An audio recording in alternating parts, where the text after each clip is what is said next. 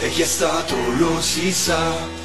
Come mai a San Siro c'è la fila per vedere questo scempio qua? Non serve l'algoritmo per fare 2 più 2, ormai non c'è più nulla del 2022. I pochi rimasti sono l'ombra di se stessi e quasi tutti i nuovi innesti non valgono i vecchi. La gente che rende la si vende, vedrete che pure Renders prima di settembre leverà le tende. Costi qua, perché rimanere qua ciò che conta sono i conti, non c'è progettualità. Uno viene dal baseball e non capisce una mazza, l'altro ne sa un sacco ma soltanto di finanza, un altro non si sa bene che cosa faccia, è l'unico che sa di calcio, frate, fa una figuraccia dopo l'altra.